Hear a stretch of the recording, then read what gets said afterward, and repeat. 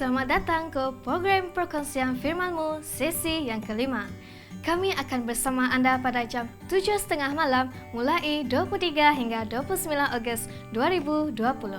Saya, Veni Reci, akan memimpin di dalam Perkongsian Firman-Mu tahun 2020. Tema kita pada tahun ini adalah menghadapi ketakutan dengan keberanian. Daripada ketakutan, kita bangkit dengan keberanian yang membawa kita kepada kehidupan yang baik dan lebih dekat kepada Tuhan.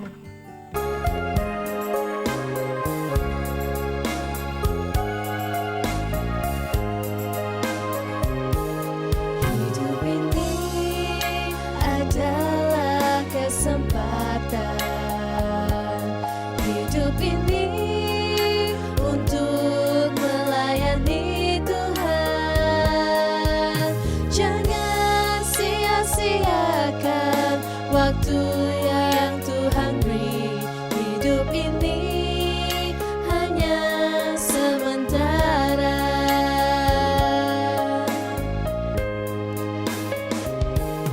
Hidup ini adalah kesempatan.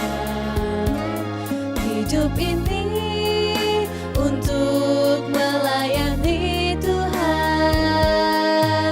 Jangan sia-siakan apa yang Tuhan beri. Hidup ini harus jadi berkat.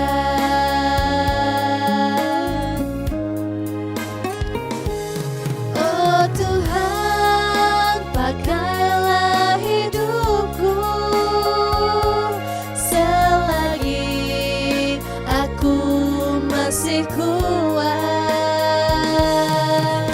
Bila saatnya nanti ku tak berdaya lagi, hidup ini sudah jadi berkat.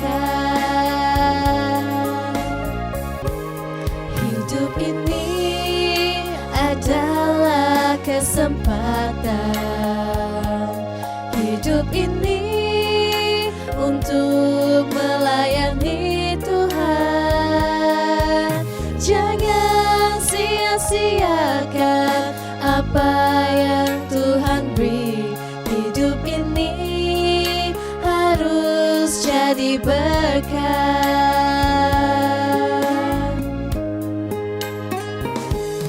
Oh Tuhan, pakailah hidupku selagi aku masih kuat. Bila saatnya nanti ku tak berdaya lagi, hidup ini sudah jadi berkat. Bila saatnya nanti ku tak berdaya lagi, hidup ini sudah jadi berkat. Mari kita berdoa. Tuhan yang bertakhta di dalam kerajaan syurga, kami mengucap syukur kepada Engkau Tuhan karena telah berserta dengan kami di sepanjang program kami dijalankan. Tuhan, pimpinlah kami di sepanjang program kami dijalankan dan malam-malam ini seterusnya Tuhan. Terima kasih Tuhan, pada minggu yang lepas Engkau telah berserta dengan kami Tuhan. Ampunilah segala dosa dan kesalahan kami Tuhan. Dalam nama Yesus kami berdoa. Amin.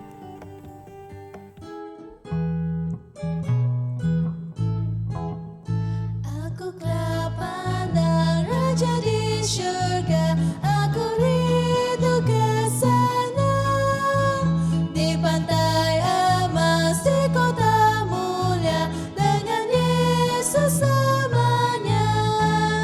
Pandang Raja dalam mulianya, puji Dia selama-lamanya. Ganti aku mati di Golgota.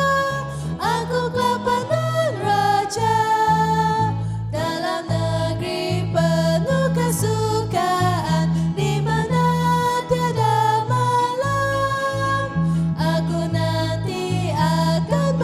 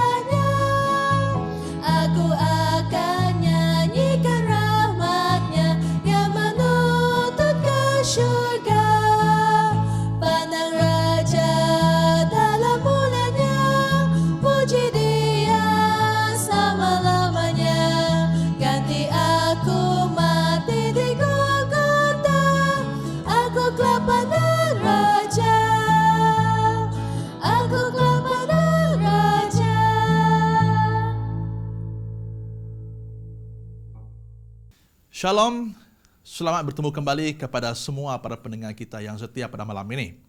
Sekali lagi bersama saya, Pastor Duncan David, di dalam sesi kita yang kelima pada malam ini, dalam Suara Harapan melalui perkongsian firman.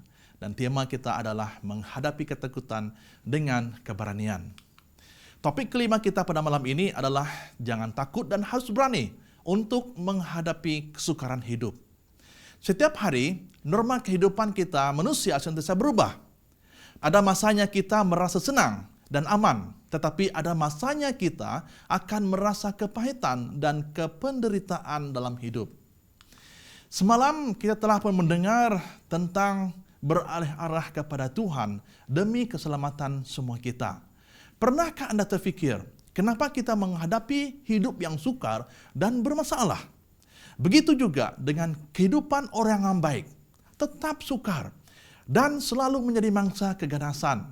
Dan seperti orang yang jahat ini, dia menikmati hidup yang begitu indah tanpa gangguan ataupun juga kesukaran hidup. Tetapi persoalannya, jika Tuhan sungguh baik, mengapa terlalu banyak kesukaran dalam dunia ini? Terdapat dua jenis kuasa yang saling menentang, yaitu kuasa kebaikan dan kejahatan. Kuasa surga dan juga kuasa neraka. Allah tidak bertanggung jawab atas kesengsaraan ataupun kesukaran yang dihadapi oleh kita di dunia ini. Allah adalah kasih. Mari kita lihat dalam buku Yeremia 31 ayat yang ketiga. Aku mengasihi engkau dengan kasih yang kekal. Sebab itu aku melanjutkan kasih setiaku kepadamu. Nah, kasih Tuhan adalah kekal dan berpanjangan. Allah tidak pernah berubah. Allah tidak membawa kebencian dan kejahatan kepada kita. Semasa Allah menciptakan dunia ini, segalanya sempurna tanpa sebarang kecacatan. Allah juga menciptakan seorang lelaki dan seorang perempuan yang amat sempurna sekali. Dan mereka tinggal di tempat yang begitu indah sekali yang diciptakan oleh Tuhan untuk mereka. Allah ingin melihat ciptaannya hidup dengan gembira, sehat dan mengasihi di antara satu sama dengan yang lain. Kesakitan, kesukaran hidup, dan kematian bukanlah rencana Allah untuk manusia. Bahkan Allah ingin menyediakan kepada kita masa depan yang tiada tangisan, kesengsaraan, kesakitan, dan kematian. Wahyu 21 ayat yang keempat. Allah akan menghapuskan setiap titik air mata mereka. Tiadalah lagi kematian, kesedihan, dan tangisan. Tiada lagi kesakitan, karena segala yang lama telah lenyap. Inilah janji Allah kepada semua kita yang percaya kepadanya. Kalau begitu, dari manakah datangnya kesemua kesengsaraan dan kejahatan itu? Sebenarnya, setan adalah sumber segala kebencian dan kejahatan. Alkitab mengatakan kepada kita bahwa setanlah yang bertanggung jawab ke atas segala kesukaran dan kesengsaraan kita manusia di dunia ini. Marilah kita buktikannya dengan mempelajari Alkitab kita. Wahyu 12 ayat yang ke-12. Celakalah kamu, hai bumi dan laut, karena iblis telah turun kepadamu, dan geramnya yang dahsyat, karena ia tahu bahwa waktunya sudah singkat. Dan begitu juga Rasul Petrus juga telah memberikan kita amaran dalam 1 Petrus 5 ayat yang ke-8. Sedarlah dan berjaga-jagalah, lawanmu si iblis berjalan keliling sama seperti singa yang mengaum-ngaum dan mencari orang yang dapat ditelannya. Nah, sekarang barulah kita menyadari siapakah yang membawa kita kepada kejahatan dan dari manakah datangnya sumber ini. Lukas 10 ayat 18. Aku melihat iblis jatuh seperti kilat dari langit. Setan atau nama sebenarnya Lucifer adalah makhluk Allah yang cantik sekali. Kejatuhan iblis dari surga ke dunia adalah disebabkan oleh keegoannya sendiri yang ingin mengalahkan Allah, yaitu penciptanya. Yesaya 14 ayat ke-13 dan ayat ke-14. Engkau yang tadinya berkata dalam hatimu, aku hendak naik ke langit. Aku hendak mendirikan takhtaku mengatasi bintang-bintang Allah. Dan aku hendak duduk di atas bukit pertemuan jauh di sebelah utara. Aku hendak naik mengatasi ketinggian awan-awan. Hendak menyamai yang maha tinggi. Lihatlah, apa yang diingini oleh setan ataupun iblis, ataupun nama sebenarnya adalah Lucifer. Ini sehingga dia sanggup menentang Allah. Hanya karena dia menentang Allah, maka timbullah dosa yang pertama. Dan dosa itu seterusnya dibawa turun ke dunia oleh setan melalui ciptaan Allah, yaitu Adam dan Hawa. Di dalam buku kitab Kejadian 3 ayat 1 hingga yang ke-6. Disinilah bermulanya kesukaran hidup kita manusia oleh karena dosa-dosa akibat daripada penentangan terhadap Allah. Roma 5 ayat 12. Oleh itu, sebagaimana dosa memasuki dunia ini melalui seorang manusia, dan dengan demikian kematian menimpa semua manusia karena semuanya berdosa. Bermulanya penularan dosa yang pertama dunia kepada manusia, dan bukan hanya sekadar membawa kematian kepada kita, tetapi manusia menghadapi kesukaran. Apakah benar dosa itu membawa kepada kematian? Jawabannya adalah di dalam buku Roma 6 ayat 23. Karena ganjaran dosa ialah kematian. Kita takut untuk menghadapi kesukaran dan begitu juga kematian. Tetapi dosa telah pun berkuasa atas kita. Dari dosa kepada kesukaran hidup. Dan dari kesukaran hidup membawa kita kepada kematian. Tidak banyak yang dapat kita lakukan dalam hidup ini untuk mengelakkan diri kita dari kesukaran dan kematian. Adalah lebih baik sekali jika Allah mahukan kita dalam kesukaran atau menderita karena melakukan pekerjaan yang baik. Di dalam buku 1 Petrus 3 ayat 17, jika dikehendaki Allah, kamu menderita karena melakukan kebaikan, itu lebih baik daripada menderita karena melakukan kejahatan. Nah, satu-satunya cara untuk mengelak diri daripada menghadapi kesukaran hidup dan kematian adalah dengan menyerah diri kita kepada Allah. Dan mempertahankan diri kita daripada setan atau iblis dengan menggunakan senjata yang telah disediakan oleh Allah. Seperti yang telah Rasul Petrus lakukan ataupun katakan di dalam buku Efesus 6 ayat 11 hingga 12. Pakailah selengkap senjata Allah, supaya kamu dapat bertahan terhadap tipu daya iblis. Sebabnya kita berlawan bukan dengan darah daging, tetapi dengan para penghulu dunia daripada kegelapan zaman ini, para pemerintah dan penguasanya, dan tentera roh iblis di udara. Jadi, kita harus berani untuk menghadapi kesukaran hidup di dunia ini dengan memperlengkapkan diri kita dengan senjata Allah. Harus juga diingatkan bahwa dengan keberanian diri kita untuk menghadapi kesukaran hidup ini membawakan kita kepada pemerhatian Allah. Kisah para Rasul 14 ayat 22.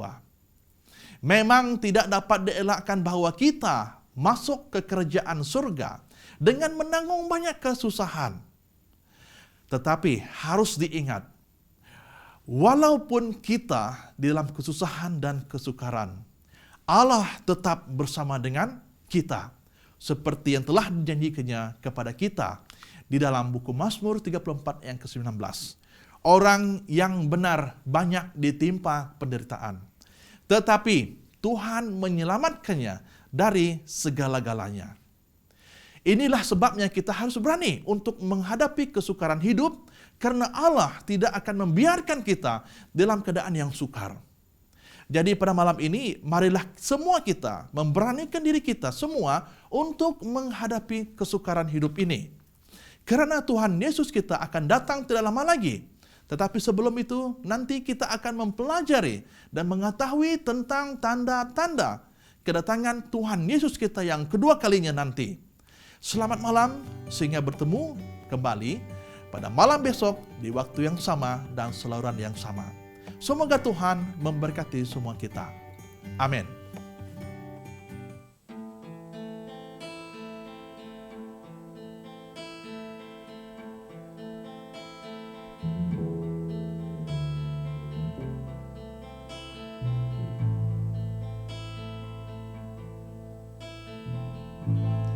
You are my hiding place. You always fill my heart with songs of deliverance. Whenever I am afraid, I will trust in you. I will trust in you. Let the weak say I am strong in the strength of my Lord. You are my hiding place. You always fill my heart with songs of deliverance. Whenever I am afraid, I will trust in you. You are my I will trust in you. You always feel. Let the weak say songs and strong in the strength of my Lord. I will trust in you.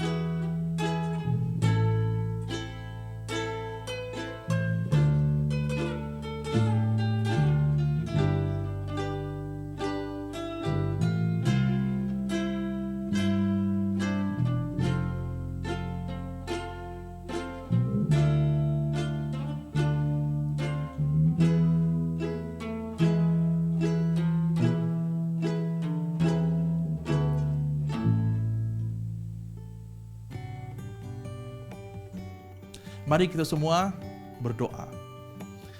Allah Bapa kami yang bertata di kerajaan surga, kami mengucapkan syukur dan terima kasih kerana peluang yang telah Tuhan berikan kepada kami pada hari ini. Kami untuk beralih arah kepada Tuhan. Dan seterusnya, kami mengerti dalam hidup kami yang berdosa ini sentiasa menghadapi kesukaran dalam hidup. Biarpun kami dalam kesukaran, Tuhan tetap bersama dengan kami. Tuhan berjanji untuk bersama dengan kami. Tuhan berjanji untuk membantu kami dari segala kesukaran.